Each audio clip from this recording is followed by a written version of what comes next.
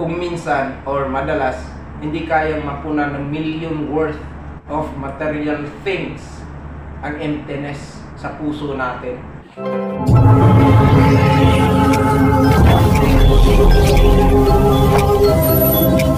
What is up yung mga bay? Welcome again dito sa ating munting channel.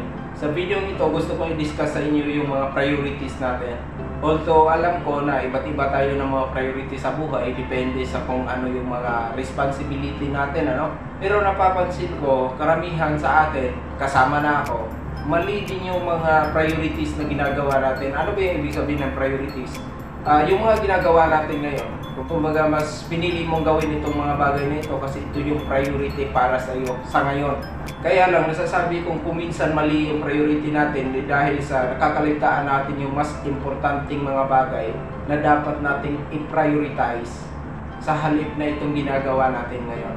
Halimbawa, ikaw ay breadwinner ng pamilya. To be honest, hindi yun madali, lalo na sa panahon ngayon na napakamahal na talaga ng mga bilihin. Kaya most probably nakatuon tayo dun sa kung paano tayo kumita ng mas malaki, ano. Pero I would like to remind you guys na hindi lang dun sa material na pera umiikot ang buhay natin. Para sa akin, umiikot ang buhay natin sa apat na aspeto ng buhay na hindi pwedeng isa man doon ay mawala. Kumbaga, namuhay tayo dito sa apat na ito ng sabay. Pero ano ba itong apat na ito na tinutukoy ko? Okay, kunwari matalino ako, no? Kaya ano na, pansamantala lang naman, ngayon lang naman ito. Bali, ito yung apat na aspeto ng buhay na tinutukoy ko, no? So, una, namuhay tayo sa mental na mundo. Yung ating way of thinking, ang ating pag-iisip. Pangalawa, sa emotional na mundo, kung ano yung feelings natin. Pangatlo, physical and material na mundo. Itong katawan natin, anong mga pag-aari, including na doon yung wealth o money, kasama doon sa physical and material world.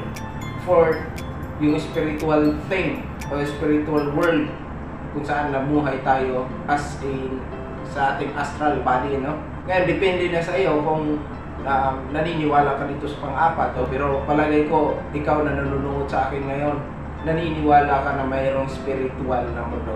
Itong apat na ito ay parehong importante ito sa buhay natin.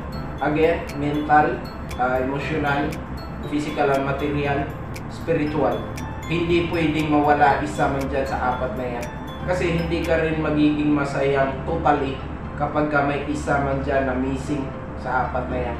Walang kapayapaan sa pag-iisip, lalo na sa damdamin. Well, anyway, lahat ng apat na yun ay importante. Kaya kung ang goal natin sa buhay ay para maging masaya at maging masaya yung mga taong mahalaga sa atin, ano? Kailangan nating i-manage ang apat na ito. Kasi kahit gaano pa man karami ang ating physical na kayamanan na naipundar, kung minsan or madalas hindi kayang mapunan ng million worth of material things ang emptiness sa puso natin. So good luck sa ating lahat and God bless sa inyo mga bay.